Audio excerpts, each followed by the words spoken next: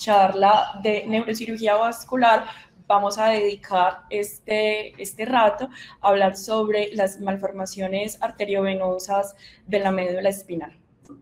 Entonces, para ello, vamos a partir con unas ideas iniciales que también nos van a servir como conclusión y que yo creo que son enfoques generales que todos debemos conocer sobre las malformaciones espinales. Y es que cuando vamos a enfocar este grupo en una búsqueda de la literatura, encontramos que son un grupo de entidades muy heterogéneas porque nos van a involucrar malformaciones no solo ligadas al cordón espinal, al parénquima de la médula espinal, sino también a los tejidos extraespinales y a su relación con los mismos. En segundo lugar, es que son entidades muy raras, pero que a pesar que sean muy raras por su baja incidencia, es necesario conocerlas porque es de las pocas causas que potencialmente pueden representar una cura para los pacientes que están desarrollando algún grado de mielopatía. Y además, como también son entidades muy raras, muchos de estos pacientes vamos a ver que evolucionan en un cuadro muy larvado y cuando ya se les logra hacer el diagnóstico, lastimosamente ya tienen algún grado de deterioro motor o deterioro de la función esfinteriana y por eso se necesita un alto índice de sospecha para poder hacer el diagnóstico de estas entidades. Es necesario que para hablar de las malformaciones espinales repasemos algo de la anatomía o de la irrigación de la médula espinal. Sabemos que en términos generales la irrigación de la médula espinal se va a dividir en tres compartimientos, un compartimiento cervical, otro torácico y el lumbosacro. Y desde allí entonces, a pesar que las mismas unidades dentro de la médula espinal tienen como una irrigación similar, vemos que sus arterias aferentes provienen de distintos troncos arteriales. Entonces, de la médula cervical, principalmente, entonces, vamos a tener que la suplencia vascular va a estar dada por ambas arterias vertebrales y ya a partir de esos segmentos torácicos y lumbares, pues va a estar principalmente ligada por esas ramas intercostales que, como podemos ver en esta parte de la imagen, son ramas directas de la aorta. Entonces, tenemos dos grupos de arterias principales. La primera van a ser la arteria espinal anterior y sabemos entonces que esa arteria espinal anterior va a recibir irrigación de las arterias radiculomedulares anteriores como ramas de la arteria vertebral o en algunas ocasiones también de ramas de esas arterias cervicales ascendentes que vienen también de la subclavia y ya en el segmento torácico, entonces vamos a tener esas arterias radiculomedulares, pero que van a venir de segmentos, como ustedes pueden ver de la imagen, que es de las arterias intercostales posteriores, y la más famosa de todas es la arteria radicular magna o la arteria de Anqueubis, que sabemos que tiene muchas variantes anatómicas. Usualmente está descrita como una arteria que asciende y que hace un giro que puede estar ubicado desde T8, algunas literaturas dicen que desde T10 y lo más inferior que se ha reportado es hasta L4, aunque usualmente se ha reportado que es L2 y que es pues una de las ramas principales y que viene directamente desde la aorta.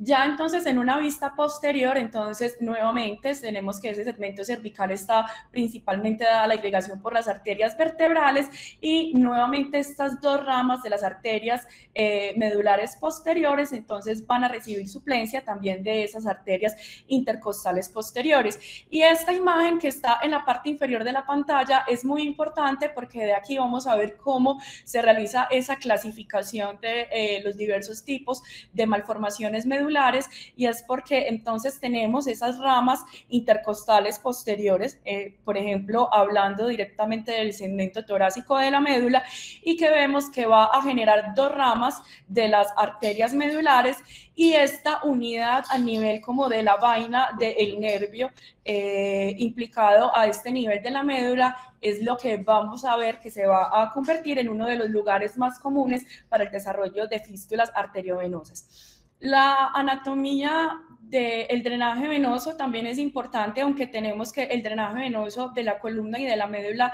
como tal tiene un drenaje o un plexo que no está dibujado o no está representado esquemáticamente en estas imágenes, que es epidural, que en los libros o en los textos se conoce como el plejo coronal. Y en segundo lugar, entonces tenemos el plejo de Batson, que está de pronto muy ligado a lo que sería la patología metastásica espinal, por ejemplo, en los cánceres de próstata, pero que tiene una particularidad y que explica la fisiopatología de las malformaciones arteriovenosas, y es que este plejo no impide el reflujo que usualmente, o esos mecanismos de reflujo que usualmente tienen el resto de las venas en el cuerpo, haciendo que las fístulas arteriovenosas sean su principal impacto desde el punto de vista fisiopatológico por la hipertensión venosa, ya que no inhiben el flujo retrógrado de este. Entonces, para nosotros empezar a enfocar estos temas, vemos que en la literatura, debido también a la escasez del número de casos, pues la mayoría que vamos a encontrar son series de casos, de grupos de experiencia y pues más que todo como en textos de revisión, pero no vamos a encontrar pues estudios de revisiones sistemáticas que nos permitan comparar las diferentes opciones de tratamiento. Pero cuando uno quiere como enfocar este tipo de temas, entonces la idea es que se ayude de las diversas clasificaciones que se han desarrollado en la literatura, que hasta el momento han sido dos, una desarrollada a principios de los 90 y que fue revisada por última vez en el año 2006, porque la idea de la clasificación es que nos responda estos 4 interrogantes. Primero, que trate de agruparnos los pacientes en un grupo de una etiología común, que compartan algo de la anatomía y de la fisiopatología de la entidad, que también nos ayuden a hacer esa clasificación de los aspectos radiológicos que podemos ver de este grupo de malformaciones, pero lo más importante de las clasificaciones es que nos oriente o nos dé una respuesta al tratamiento. Entonces, ustedes van a encontrar en la literatura que básicamente las clasificaciones las ha hecho en 2 ocasiones el doctor Spedler y su grupo de cirujanos vasculares en el Barrow, y la ha modificado en 2 ocasiones porque aunque la primera trataba de esas malformaciones arteriovenosas, digamos que quedaban otras entidades por fuera que no vamos a tratar en esta charla, que son los aneurismas espinales y los cavernomas como entidades neoplásicas a nivel de como causas de sangrado o de eventos vasculares hemorrágicos en la médula espinal. Entonces él la dividió en 4 grupos. Vamos a ver lo que hice para como tratar de esquematizar más la charla es tratar de fusionar esas 2 clasificaciones para que nos las aprendamos de una manera más fácil. Y la primera, podríamos decir que la clasificación él la hizo como en orden de prevalencia. Tenemos que las fístulas arteriovenosas son la malformación arteriovenosa más común de la médula espinal. En algunas series de casos reportan que es el 70% y en otros textos puede ser hasta el 80% de las lesiones vasculares espinales, y tiene una fisiopatología que hasta el momento no ha sido entendida porque sabemos que predominan los hombres a una edad de entre los 40 y los 50 años, por lo que se presume que es una entidad adquirida, pero no se entiende completamente o se sabe cuáles son esos mecanismos que llevan al paciente a adquirir este tipo de malformaciones. Entonces, para ir entendiendo nuevamente, tomamos esta unidad que les había mencionado. Tenemos entonces, para repasar, la arteria intercostal posterior, que entonces se va a dividir en un ramo anterior y posterior de las arterias medulares, y es a este nivel cuando esta arteria entonces va a hacer un drenaje directo a las venas epidurales, y con esto entonces aumenta la presión de esta unidad. Estamos hablando a nivel intradural. Entonces, a su vez, en la nueva revisión dividieron este grupito en 2, dependiendo de cuáles eran las ramas que nutrían a esta fístula arteriovenosa. Una rama dural única, que es la entidad más común, y ya mucho más rara es encontrar ramas durales múltiples, que estén nutriendo esta fístula arteriovenosa.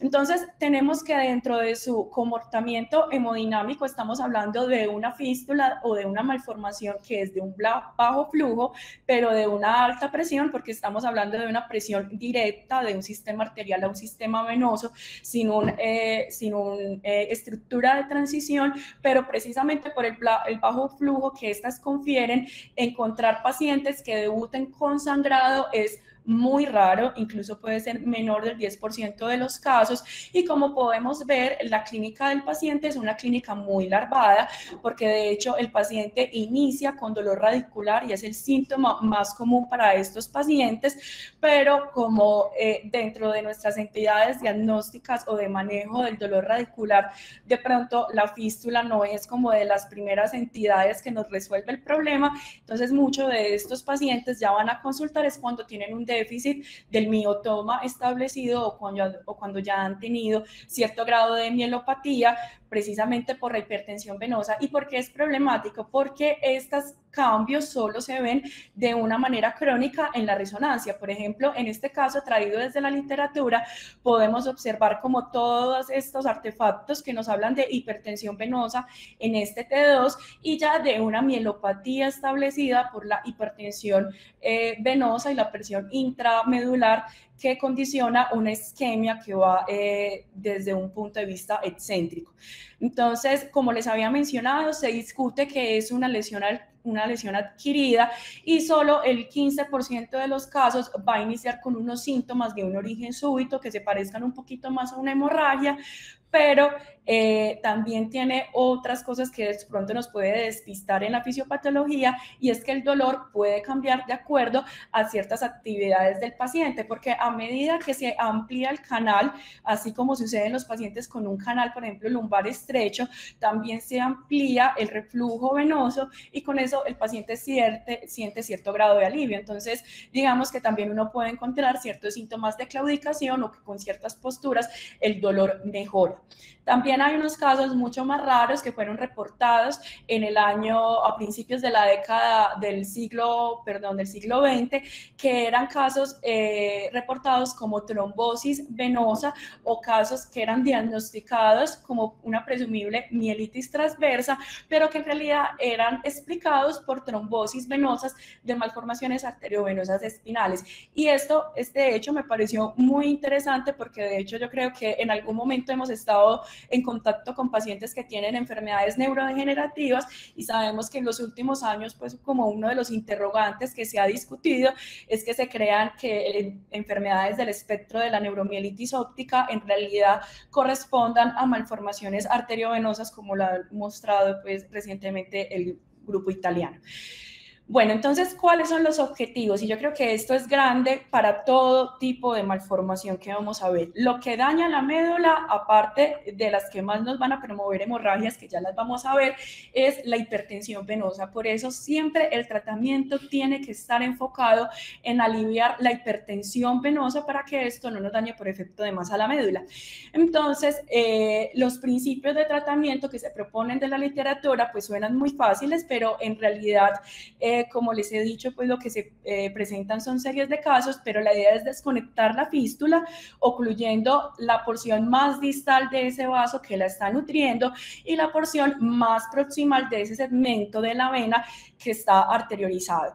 Entonces, con estas, la discusión en la literatura es que se puede embolizar, la otra es que se puede realizar cirugía, y esto depende mucho porque más adelante lo podemos ampliar en la discusión, ya que hay profes de endovascular, y es que de acuerdo a lo que leí, pues la embolización o lograr como de una manera diferencial cateterizar, por ejemplo, las ramas más distales puede ser desde este punto de vista un poco difícil, pero lo que se propone que todos hagamos el papel de la arteriografía es identificar muy bien cuáles son los ramos nutricios del tumor. Esta cirugía corresponde a este mismo caso que, como estamos viendo en la arteriografía, vemos que la rama nutricia, pues lo decía, correspondía a una arteria a nivel del E2, y como podemos ver, todo ese flujo venoso, incluso es un flujo ascendente y es un flujo muchísimo mayor de hipertensión venosa al que uno se imagina, a pesar de que la fístula sea nutrida por un solo vaso. Lo que se propone desde un punto de vista quirúrgico, entonces, es simplemente ligar, como estamos viendo en esta parte de la imagen, la arteria nutricia con bipolar, y obviamente ayudándonos de este esquema intraoperatorio, porque hay que estar muy seguros, y esto también es un problema de pronto para la embolización, y es que alguna de las ramas que estamos encontrando pueden también ser unas ramas directas o contribuyentes de la arteria medular anterior, y con ello puede comprometerse el flujo sanguíneo del resto de la médula. Aquí hay como un esquema que nos permite entender un poco más las fístulas. Digamos que en esta nueva clasificación, entonces, el grupo del doctor Spessler las quiso dividir también en esas fístulas arteriovenosas intra y extradurales, aunque yo las englobé en un solo punto como estaba en la clasificación original. Lo que ellos querían demostrar es que, de todas maneras, o lo que le querían mostrar con esto, es que la fisiopatología es igual, y que realmente el problema o el déficit neurológico que se le ocasiona a la médula es secundario a, como les he repetido, a la hipertensión venosa. Hay que hacer una salvedad, especialmente con este tipo de fístulas a nivel del cono medular. De hecho, fue el grupo de fístulas que fue separado como la única ubicación que fue separada del resto de los grupos, porque la presentación es muy diferente, porque como podemos ver, las mismas venas, o todas estas venas ingurgitadas que podemos ver en la imagen, van a correr o distan con el mismo recorrido que tienen las raíces. Entonces la presentación del paciente usualmente cursará es con un síndrome de caudequina, más que un síndrome radicular puro, como íbamos a encontrar en segmentos más superiores de la médula, y porque también es problemático el tratamiento a este nivel, precisamente porque está involucrado dentro del penacho de las raíces. La segunda clasificación, entonces, que se propuso inicialmente era el glomus, y el glomus lo definen como una malformación arteriovenosa intramedular, pero que tiene un nido verdadero, y que ese nido verdadero es compacto y está dentro del parénquima del cordón espinal. Y la nutrición, entonces, está dada principalmente por la arteria espinal anterior, aunque hay glomos tan complejos que en realidad, pues, los vasos nutricios pueden llegar a ser múltiples. Usualmente se han relacionado que son malformaciones que son congénitas, por lo tanto la vamos a encontrar en personas mucho más jóvenes o en niños, y generalmente se encuentra en la porción cervical de la médula. Entonces, dentro de la nueva clasificación, las bautizaron como las malformaciones intramedulares, pero vemos que dentro de la definición que utilizaron este grupo está la misma definición que conocemos del glomus. Pero hay un cambio importante en el tratamiento, o que ellos proponen como grupo. Entonces, como les había mencionado, dentro de la fisiopatología estamos hablando de una malformación que se comporta de alto flujo y de alta presión. Al tener ambas altas, entonces podemos deducir que la mayoría de los pacientes van a debutar con hemorragia. Entonces, la hemorragia dentro de la médula espinal es un cuadro muy característico, porque se presenta como una mielopatía de un inicio muchísimo más agudo, con un dolor localizado en el nivel neurológico que está involucrado, y aunque sí está reportado el robo vascular dentro de este tipo de malformaciones, digamos que la clínica es mucho más larvada, y a veces, pues, es el grande de la malformación, no deja que el paciente desarrolle del todo la clínica, pero se relacionaría más como un déficit neurológico progresivo dado por el alto flujo que roba la fístula al resto de la irrigación de la médula espinal. Lo importante es que, como la mayoría de estos pacientes nos los vamos a encontrar en el contexto de sangrado, entonces tenemos que responder la pregunta, y es que si esto se comporta igual a las malformaciones arteriovenosas en el cráneo. Y vemos que en la literatura la posibilidad de resangrado, incluso en el primer mes, es mucho mayor que las malformaciones arteriovenosas en el cráneo, porque puede llegar a ser hasta un 10%, y en el primer año casi un 50% de los pacientes ha resangrado. Sin embargo, a pesar de ese alto índice de resangrado, no está recomendada la realización de una cirugía inmediata, sino que también se recomienda el hecho de ir manejando el edema medular para poder hacer una cirugía lo más conservador posible. Y dentro de esa cirugía más conservadora, entonces tenemos que lo primero, la indicación es que estos glomos, precisamente por su alto índice de arterias nutricias, entonces primero hay que tratarlos de una manera multidisciplinaria. La mayoría deben tener cierto grado de embolización, pero hay que tener claro que no se pueden o que es poco probable o es muy difícil la embolización de todo el glomus dentro de un mismo acto endovascular, sino que usualmente lo que se propone es una embolización o una obliteración gradual del glomus y posteriormente la realización de la cirugía. Y esto fue el gran cambio que hizo esta clasificación, y es porque este grupo demostró que, a diferencia de las malformaciones arteriovenosas en cráneo, y que esto va a ser explicado precisamente porque la irrigación del cerebro viene más desde un punto de vista interno hacia lo externo, mientras que la irrigación de la médula viene más de una nutrición externa hacia interna. Entonces encontramos que la resección subtotal de la lesión se relaciona con muy buenos resultados, con muy bajas tasas de sangrado, y que en realidad la cirugía es mucho menos mórbida que nosotros tener que abrir toda la médula y pretender sacar todo el glomus. Y esto se explica porque si nosotros tratamos el glomus desde la periferia, entonces vamos a hacer que el nido quede obliterado de la circulación o de los vasos nutricios externos, y así entonces no se nutriría internamente. Entonces con esto es como de la gran propuesta o el cambio que ha hecho este grupo con respecto al manejo de los glomus. Tal vez entonces las malformaciones más complejas entonces van a ser las tipo 3, porque son lo que en la primera clasificación se denominaban las malformaciones arteriovenosas espinales juveniles, pero que ha cambiado como ya las malformaciones extradurales o intradurales, y que se clasifican o que las describen como las malformaciones de nido suelto, porque a diferencia de lo que vimos en el glomus, vemos que el nido malformativo no va a ser esa lesión como compacta o dura sobre el parénquima de la médula, sino que está muchísimo más extendida a nivel de la anatomía, y que también se diferencia en que no solo va a estar comprometido en la irrigación de la médula espinal, sino también de las otras estructuras, como por ejemplo podemos ver en esta imagen que hay cierto grado de extensión de la malformación hacia la vértebra. Entonces, como la veníamos clasificando, la nutrición de estas arterias, de estas malformaciones, usualmente es múltiple, y los grupos de riesgo, como lo indicaba el nombre, entonces usualmente van a ser adolescentes o adultos jóvenes, y se habla entonces que también corresponde a una malformación congénita.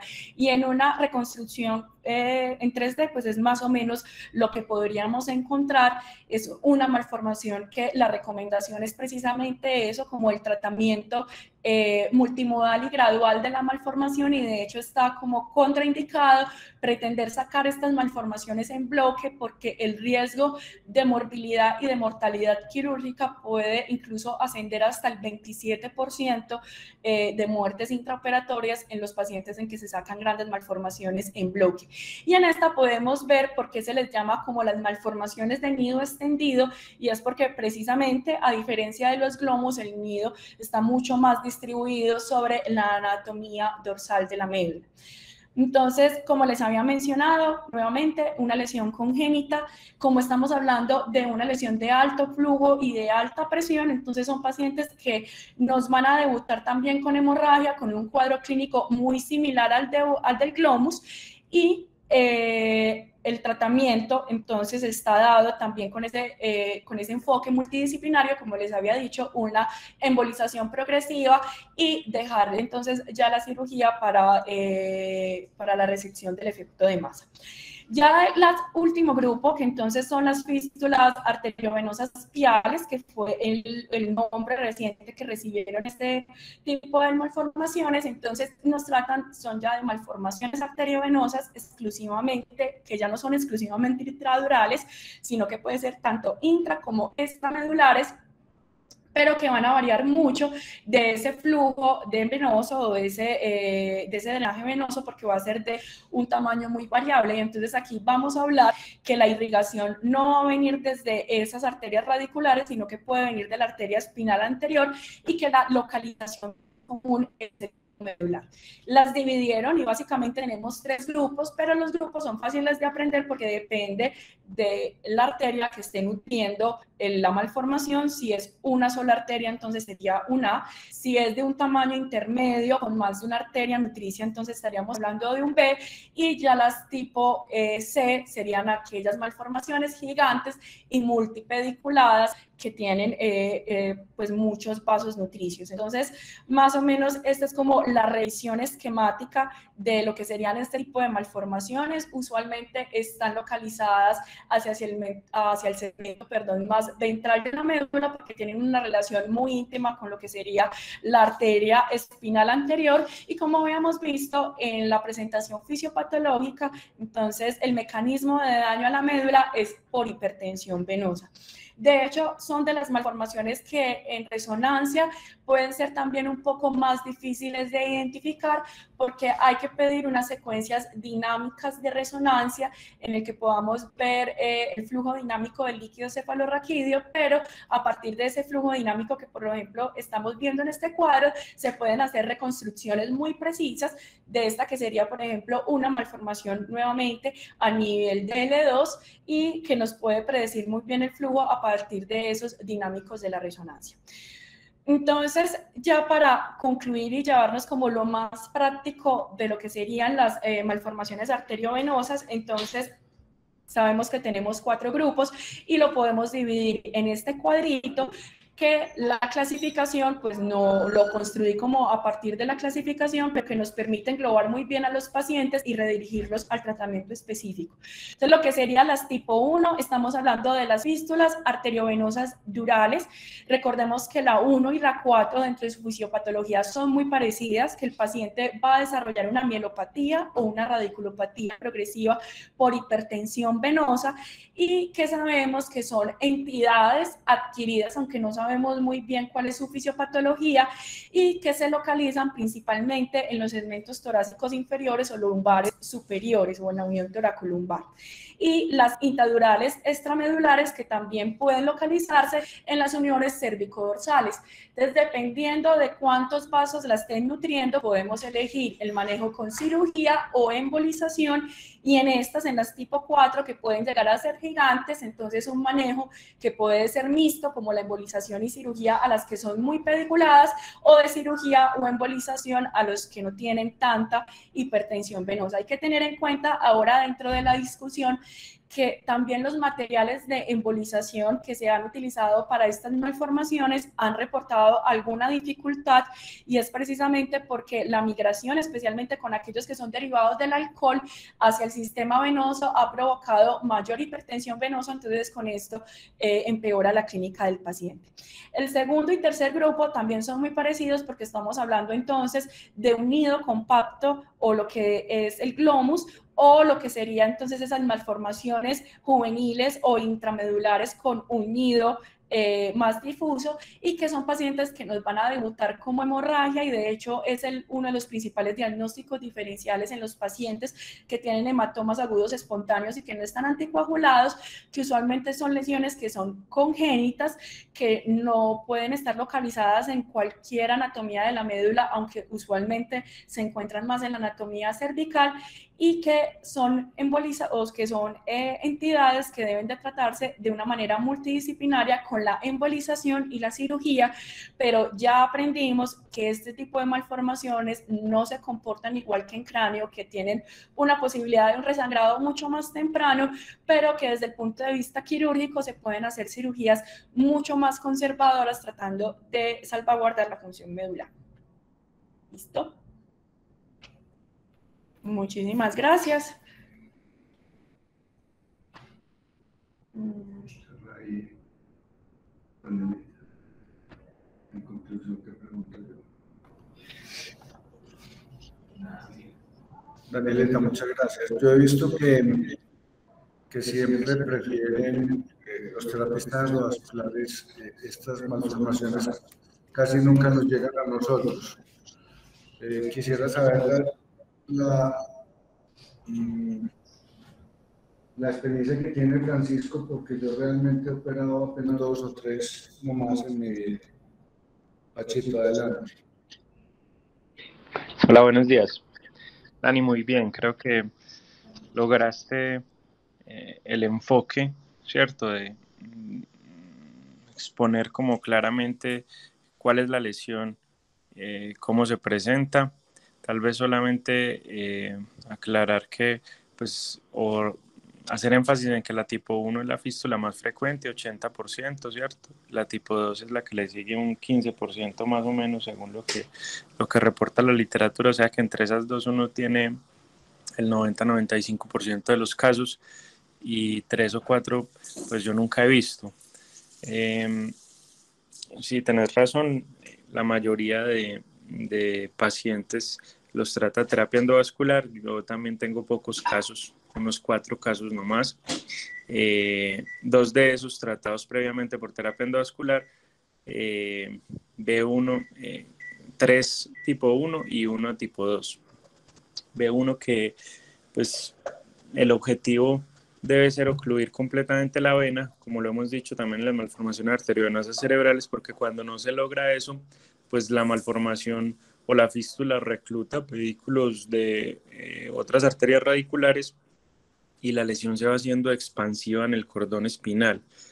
Y he visto curiosamente que luego de la embolización los pacientes mejoran los síntomas, pero si hay una recaída, una recidiva, ya no hay una recuperación tan adecuada de la pérdida neurológica, lastimosamente. Pues en realidad no son lesiones de difícil tratamiento, simplemente es encontrar bien el pie de la fístula, o sea, la comunicación entre la arteria y la vena, que normalmente está intradural o peridural, y ligar a este nivel o coagular a ese nivel esa fístula, y con eso normalmente el paciente tiene, puede ser con un clip o puede ser con bipolar. Eh, hay hay fístulas de varios pedículos, y simplemente repetir el proceso en los diferentes pedículos que tenga la fístula. El análisis de la arteriografía tal vez es lo más indispensable para uno saber qué pedículos son los que tiene que coagular. Igualmente para el tratamiento de terapia endovascular, para saber qué pedículos son los que hay que embolizar, pero más importante, hasta qué punto para poder ocluir la vena por el método endovascular, cosa que pues como que no siempre es fácil de lograr. No, esa es mi experiencia, son lesiones realmente muy raras. Mi recomendación es que pues cuando se enfrente uno a estas lesiones, hacer una discusión pues muy adecuada con el terapista endovascular, y ojalá pueda uno enviarlas a alguien que tenga alguna experiencia en el tratamiento, o operarlas con alguien que tenga alguna experiencia en el tratamiento de ellas. Mi experiencia con la grado 2 pues es más compleja, es como una malformación arteriovenosa cerebral, a pesar de que usted ocluya las ramas o las arterias perimedulares, ¿cierto? Siempre ese nido malformativo tiene irrigación de arterias intramedulares, entonces es difícil usted sacar solamente el nido del plano pial, porque hay dilataciones venosas y arteriales del nido que se meten dentro del parénquima de la médula espinal. Entonces, ese punto, llega uno a un punto en que empieza a hacer la resección pial, pero de repente se encuentra una de esas arterias que son de flujo alto y hay un sangrado considerable, pues que hay que coagular, y no fue tan fácil controlarlo, teniendo en cuenta pues que en la médula uno no puede utilizar mucha energía, y pues hay que tratar de cuidar al máximo la succión, ¿cierto? Entonces, digamos, con esa paciente en particular tuvo déficit posoperatorio, pero afortunadamente con una muy buena recuperación, pero tocó meterse al parénquima de la médula, que es una cosa que uno no quisiera hacer porque siempre tiene alguna alteración neurológica. Esa es como mi experiencia. No sé si Jorge o Carlos, que son los terapistas endovasculares que vi conectados, tengan alguna otra anotación. Muchas gracias. Pero una pregunta con relación a lo último que mencionó, o sea, sabiendo que tienen esa, por ejemplo, específicamente en los glóbulos que había mencionado que proponían eso como solo la resección de la parte pial y que con eso el nido quedaba desvascularizado, entonces usted, según lo que le entiendo, no la recomendaría o qué pensaría Daniel, de eso. lo que pasa es que eso está conectado. O sea, no es que sean dos compartimentos aparte. El glomus o nido malformativo, un glomus en realidad es el nido. Cuando te hablan de glomus, te están hablando del nido malformativo. No es que esté por de aparte, sino que tú vas haciendo la resección pial, pero llega un punto en que esas arterias y ese nido se mete dentro del parénquima de la médula. Entonces, desconectar el nido extramedular de lo intramedular sin meterte a la médula es complicado porque ahí hay un sangrado, porque ese nido no solo se nutre de las arterias que están afuera de la médula, sino que hay arterias muy pequeñas que vienen de dentro del parénquima medular que se supone tú las deberías desconectar sin meterte dentro del parénquima, pero no es tan sencillo como uno cree. Yo pensaba igual, bueno, resequemos lo extramedular yéndonos subpial y uno no debería tocar la médula. Pero llega a ese punto, no es toda la malformación, no es todo el nido, pero hay un punto específico en el que el nido lo lleva uno dentro de la médula y eso pues no es muy deseable. No está muy claro cuál es la historia natural de esas malformaciones, ¿cierto? Como sí lo es mucho más claro las malformaciones intracerebrales. Antes de romperse, una vez se rompen, pues parece muy claro que tienen más alto riesgo de sangrado que las cerebrales, pero antes de romperse, no. Entonces, hoy me pregunto si se justifica, digamos, intervenir esas malformaciones teniendo en cuenta que es más compleja la resección y que los pacientes normalmente no tienen un déficit, si no se ha roto, no tienen un déficit neurológico muy marcado o tienen nada más algunos síntomas sensitivos, que es como empieza, digamos, o como se hace el diagnóstico de las dos. Esa pregunta todavía no me la respondo. No sé si alguien tenga algún concepto al respecto. Buenos días, Daniela. Muy concisa la presentación y es que es un tema muy difícil. A mí me apasiona mucho. Ustedes saben que a mí los aneurismas siempre pues, me parecen como, más bien como predecibles o aburridos, pero las malformaciones y las fístulas siempre son un reto y por eso me gustan tanto. Sí, lo que decía el doctor Ignacio es cierto, son muy pocas, pero la mayoría las tratamos por vía endovascular.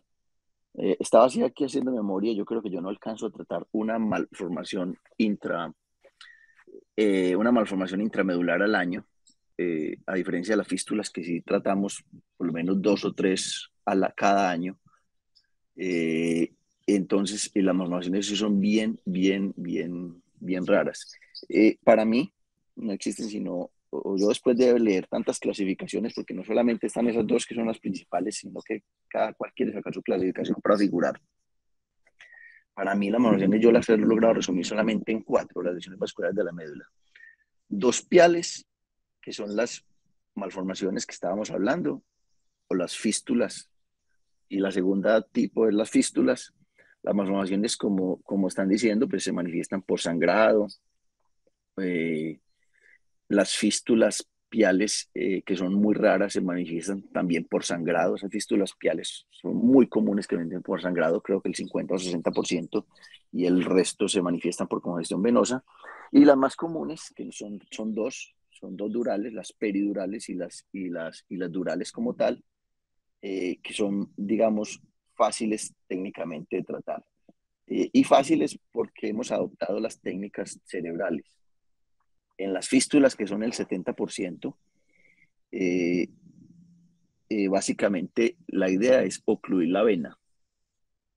De esa forma se evita uno tener que ocluir todas las aferencias. Entonces, por cualquiera de las aferencias que uno llegue, si uno llega a lograr llegar a la vena, con eso el paciente queda curado y no va a haber recanalización y no va a haber sangrado. A diferencia de las malformaciones que si uno les tapa la vena, ellas pueden sangrar, no, las fístulas no sangran si uno les tapa la vena. Entonces, en las durales, siempre y tapar la vena. Antes teníamos muchos problemas porque los materiales son impredecibles que tanto navegaban, pero ahora utilizamos las técnicas como la técnica de olla de presión. Yo la estoy embolizando con olla de presión, que es una técnica que permite hacer un tapón y embolizar hasta donde uno quiere.